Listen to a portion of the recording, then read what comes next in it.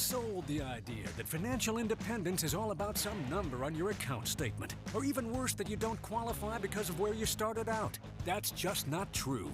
It's not about some well-kept secret of the wealthy. It's about finding the right information and knowing how to apply it. On the Get Ready for the Future show, we're answering your questions so you can start making real financial change today. The journey to true financial independence begins right here, and it starts with you.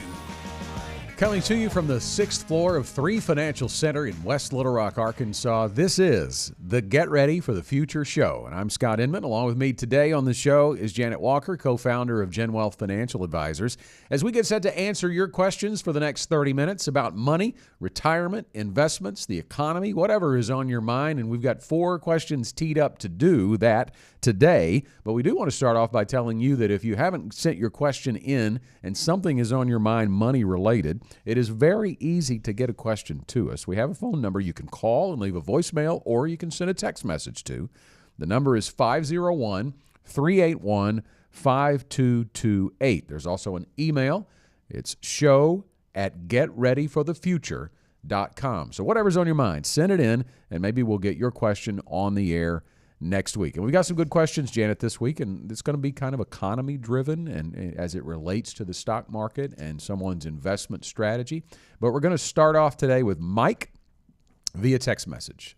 My wife and I always managed our budget jointly, but handle our retirement and inherited assets separately.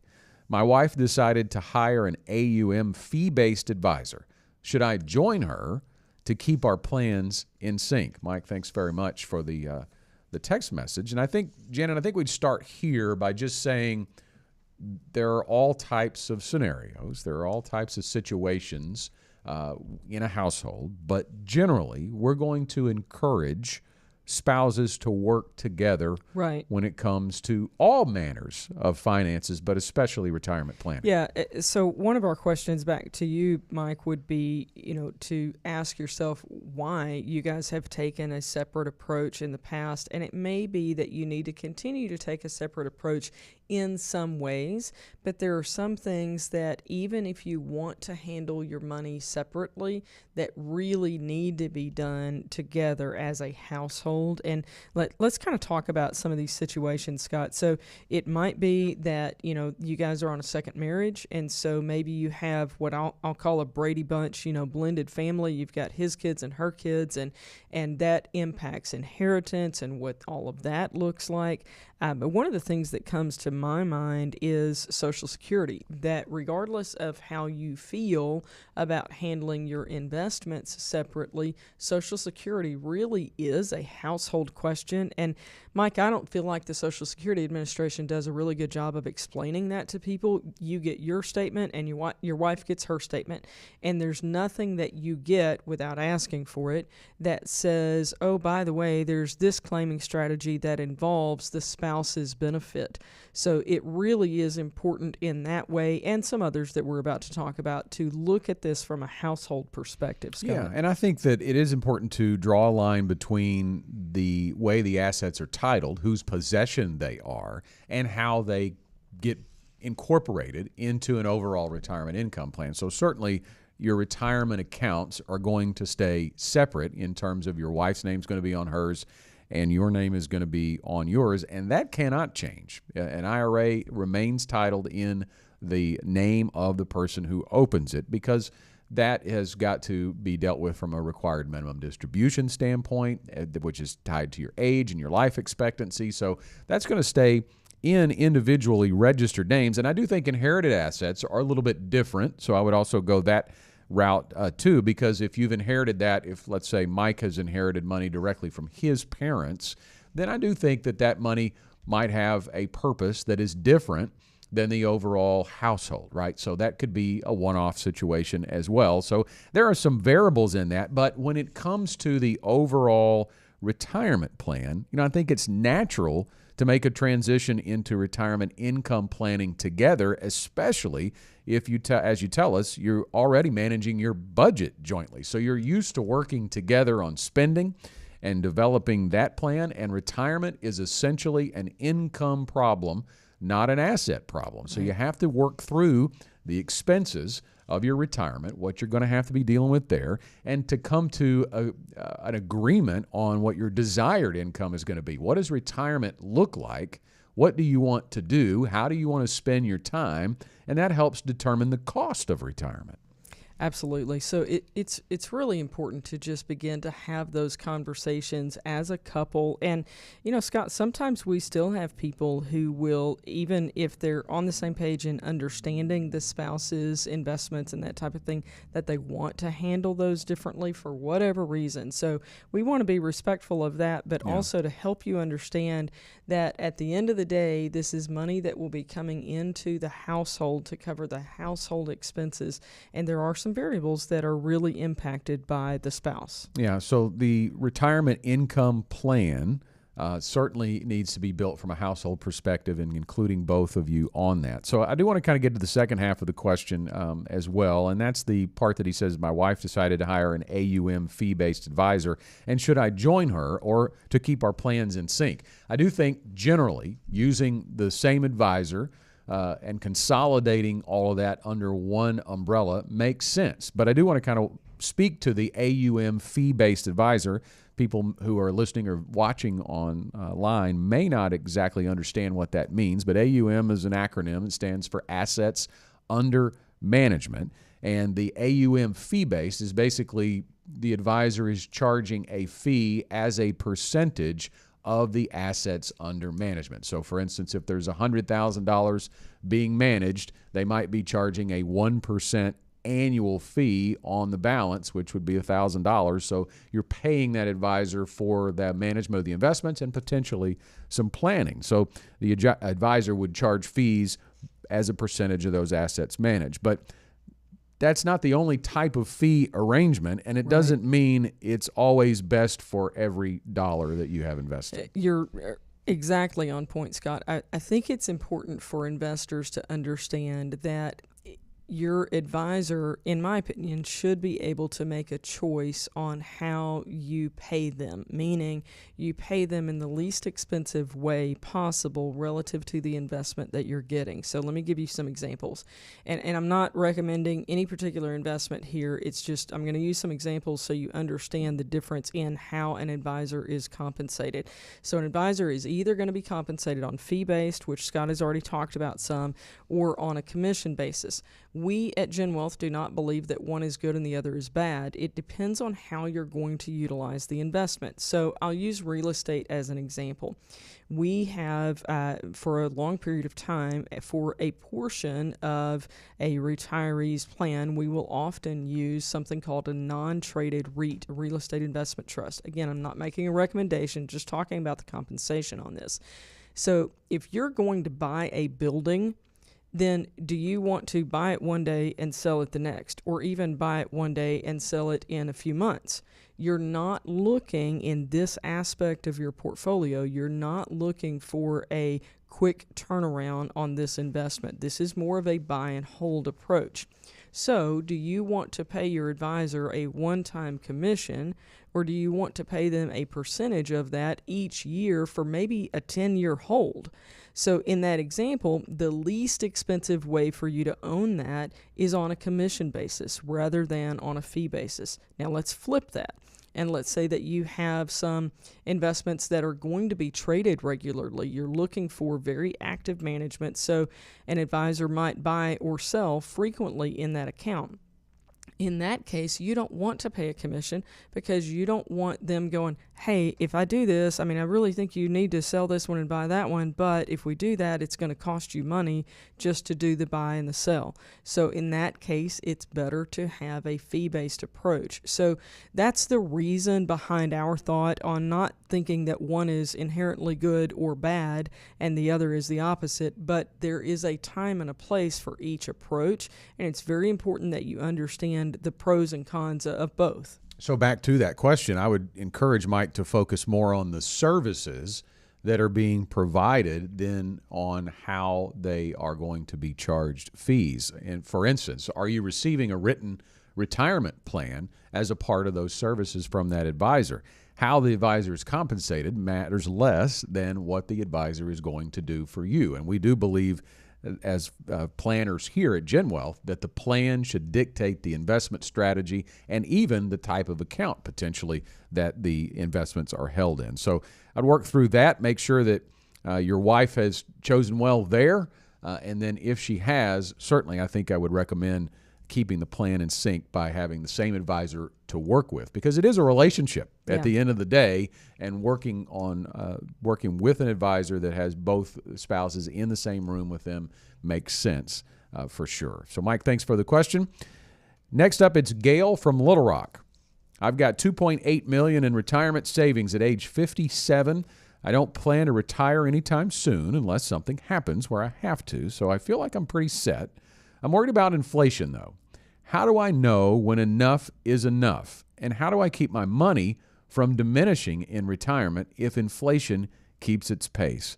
Gail, thanks very much. And first, congratulations on acquiring or accumulating $2.8 million in retirement savings by age 57. You would have to be very diligent for a long period of time to be able to do that. So kudos to you for that, and you are very prepared from an asset perspective to walk into retirement. Now, she tells us that she doesn't have any plans to retire anytime soon. So we do need to probably walk through a scenario of when is your projected retirement date? Or put a different way, when is your date of financial independence? It might be pretty close, right, with $2.8 million, but you need to set a date in the future of when am I going to begin to utilize what I have accumulated in assets as income to me, because that point in time is the first piece. And if you don't know, that's okay, but we got to start somewhere, right? Maybe it's 62, maybe it's 65, and it can always change. And a lot of times people will pick a I'm going to be ready. And it does sound like, mathematically, Gail really is ready. If you don't have a date before this, we would lean towards picking age 65. It's somewhat arbitrary, but it's also because that's when Medicare is going to kick in from a health insurance side.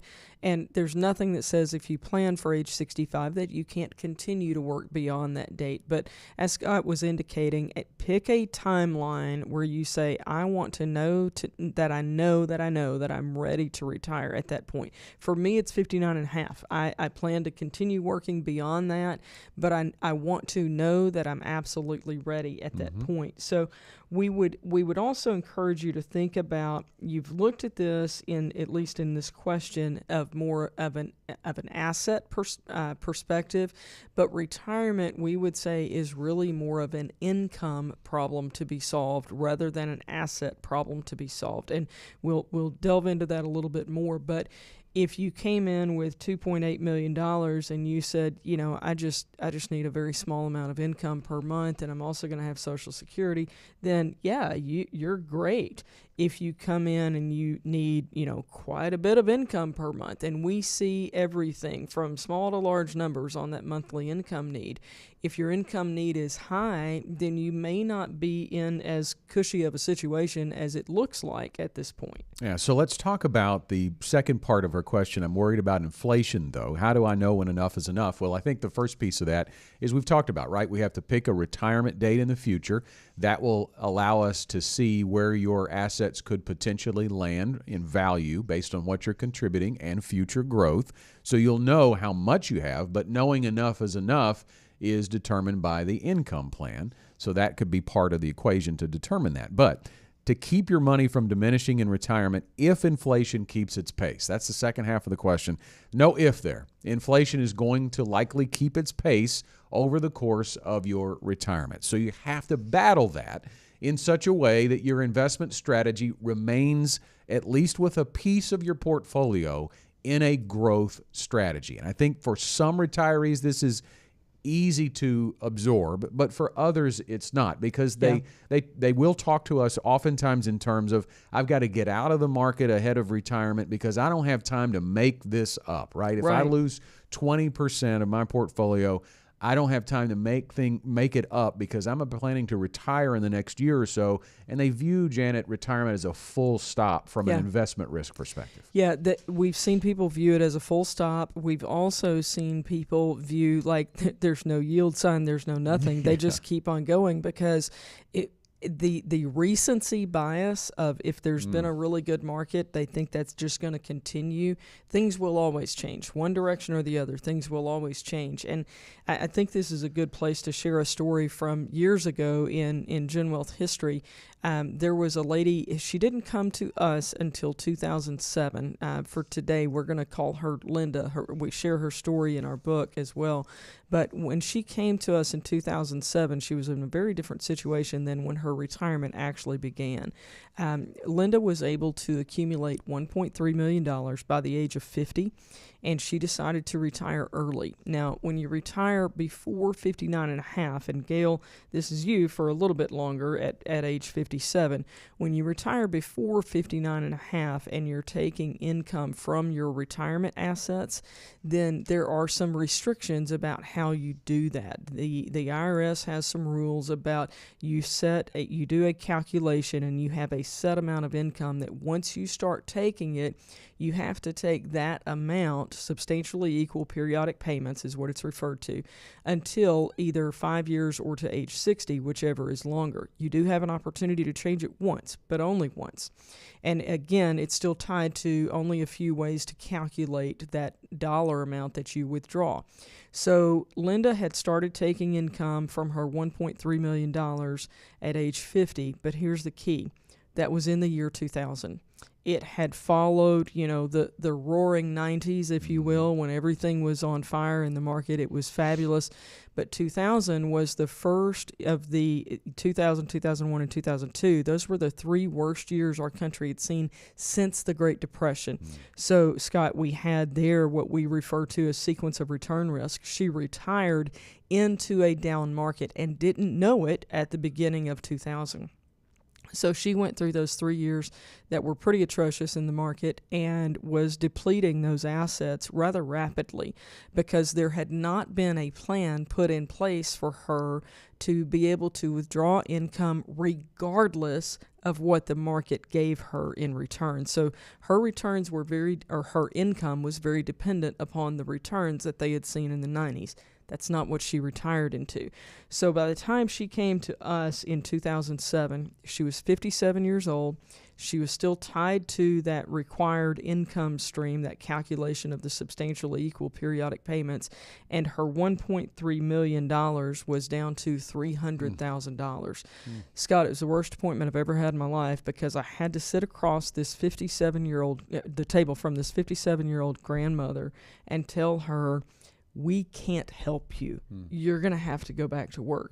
Now, if she had come in at age 50 in 2000 with her $1.3 million, taking the approach of what we do as a flooring and bucketing strategy, Gail, that's what we do to be able to address inflation and to make sure that you're going to have that income regardless of what the markets give you, particularly early in retirement, Scott. Yeah, so from an investment perspective, Gail, retirement is not a full stop. It is also not a keep doing what you've been doing that got you there. Right. The investment strategy has to change dramatically, and the control of the withdrawals is really what the bucketing strategy is all about.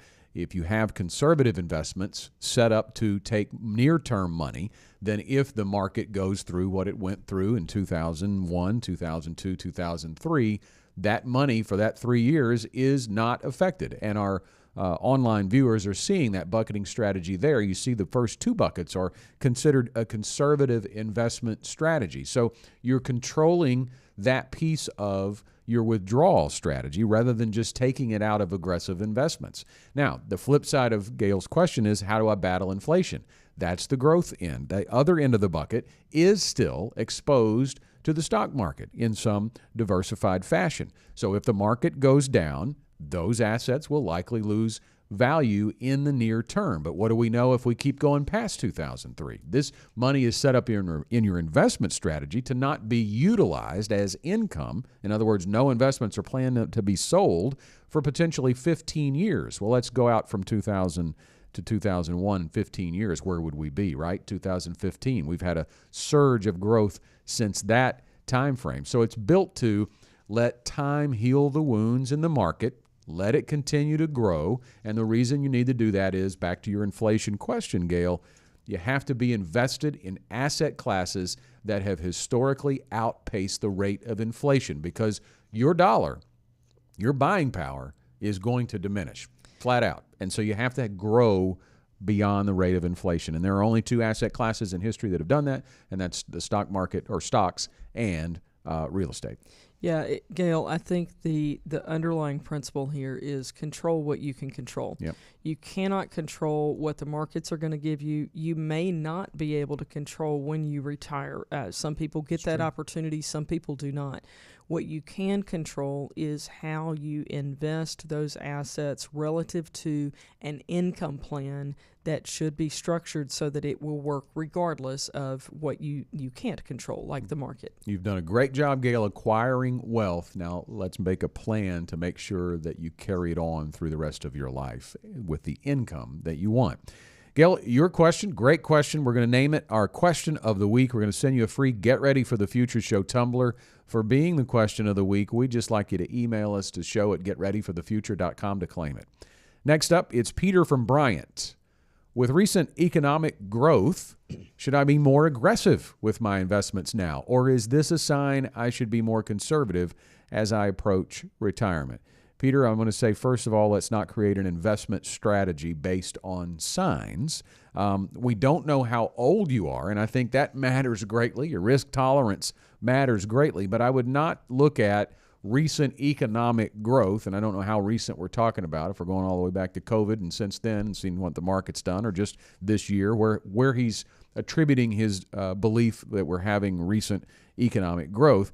That is not in itself a sign to really change anything investment-wise. Your investment strategy should be unique to you. And if we're looking at signs, if we're looking to read the tea leaves in some way, and even if we're doing that from a very fundamental way and look at what economists are saying, I like to point out that we can't ever assume that things are as good or as bad as they may seem. Because from 2021 to 2023, what were we seeing? We were seeing high inflation. We were seeing interest rates go up by the Fed. We were seeing a majority of the country's economic minds predicting an imminent recession. And by imminent, meaning tomorrow, right? It's going to happen. Well, here we are at the end of 2024 almost, and that recession has never happened. Now, there's going to be a recession sometime in the future, but if the best minds in the country can't agree or get it wrong, it doesn't make sense to make an investment strategy, Janet, based on where the economy is really at any given time. Yeah, absolutely. So another thing from your question here, Peter, when you talk about being more conservative as you approach retirement, we don't know how old you are and how far out retirement is for you. And approaching retirement, some people talk about that 20 years out. Some people talk about it 2 months or 2 weeks out. We've had some people come in and tell us, I retired last week, now what? We really prefer to get ahead of it a little bit more than that, but it does happen. So what we would say is important is to, again, think about that timeline. How far away is retirement, and how do you need to begin to adjust those assets relative to an income plan, not relative to what is the economy doing or what are people saying the economy is going to do.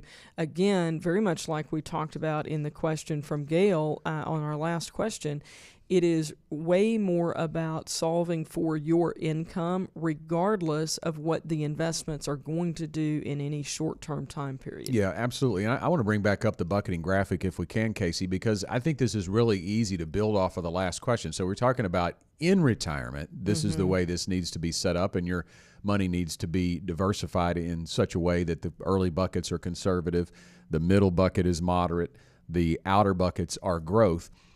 Your timeline to retirement can still fit into this, right? Yes. If you are 10 years away from your retirement goal, you don't need the first two conservative buckets. You need to begin to position the moderate bucket, and the rest can continue to be growth. If you're 5 years away from your retirement goal, you're going to need bucket two. You need a bucket position in moderately conservative investments. so that it can waterfall down on your retirement date to that first bucket. So having that knowledge from Peter helps us begin to determine how or if he needs to be diversified in his investment strategy.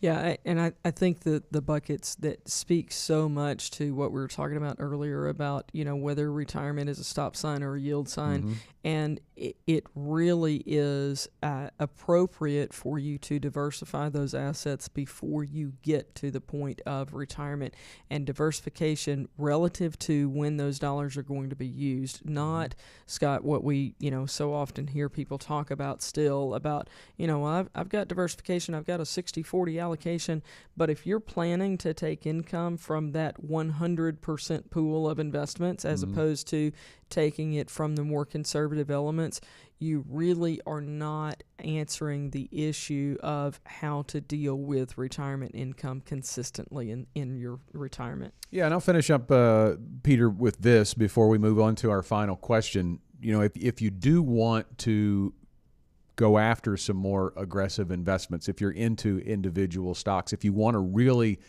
take temporary runs or look for temporary runs because the economy's good, certain sectors might do well for a short period of time, that's fine. Just don't do it with your retirement money. It's fine to have some sideline money to work that, right? But I look at it as your casino fund, right? You may not lose it all, but you got to be prepared for that, right? You don't want to take chances with your financial independence. Yeah, we jokingly call it Vegas money, and if you're not a gambler, don't be offended by it. Call it Chuck E. Cheese money. Right. You're going to go in with a certain amount of money, and you're going to come out with less, and that's okay, and you know that. The same needs to be true on that type of more aggressive approach to investing. You don't gamble with your mortgage payment. Right. You don't gamble with your grocery money. That's when it's a problem. Thanks for the question, Peter. If you have questions for us, a reminder that you can call or text them to us at 501-381-5228. That's 501-381-5228. You can send a text with your question. You can call and leave a voicemail, and maybe you'll hear your question answered on the air. You can also send an email to show@getreadyforthefuture.com. A few minutes left on today's show. Time for our final question. It's from Seth in Hot Springs. If consumer spending starts to decline unexpectedly, how will that affect my retirement timeline or my ability to withdraw funds from my investments? Well, Seth, thanks for the question. There is going to be some decline in consumer spending somewhere along the way. So I think I would first address the question by saying don't be unexpected. Don't be surprised by that. It should be expected that somewhere along the way consumer spending is going to decrease. And that does mean there is the potential for a slowdown in the economy, potentially even a recession, and that could lead to a stock market downturn. That is a given. I think that's, it kind of goes back to the question from Peter.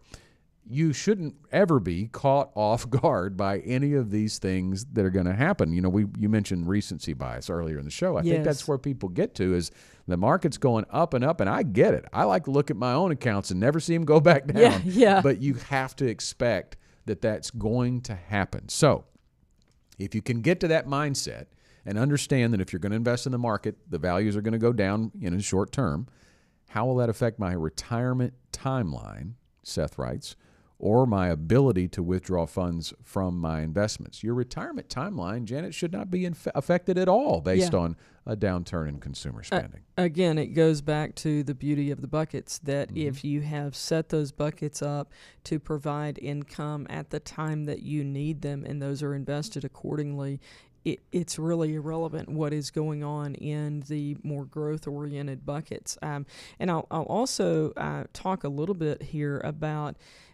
when the markets turn around and go the other direction, Scott, I guarantee you there are going to be people who are like, oh my goodness, let's get out. And that's another beautiful thing about the buckets is staying in with a portion of your assets that you don't need for a long period of time, but you are continuing to get that market exposure during that period of time, because if you miss the best days in the market, even throughout your retirement, we've got a graphic here about missing the best days in the market over a 30-year timeline. So we're talking about, really, if you retire at 65, this would take you to age 95. So this is retirement for the majority of people. If you make it that long, this is what we're looking at. So if in that 30-year period of time, if you were fully invested in the S&P, and we can't invest directly in the S&P 500. So if you were invested and you got a return comparable to the S&P 500, you're right at that 8% return. And this is from February of 94, February 1st of 94, moving forward through January 1st of 24. So that's the 30-year period of time. This is what the S&P 500 index did during that period of time. But if you missed, out of 30 years, if you missed the best 10 days, your 8% drops down to 5.25. Now, that sounds like, 2.74% difference. But going from 8% to 6% is a 25% reduction. So that's more than a 25% reduction. And when you start the calculations on the compounding of that, it's tremendous on the dollar impact. And this one blows my mind, though, Scott. Let's look at the last one on this graphic.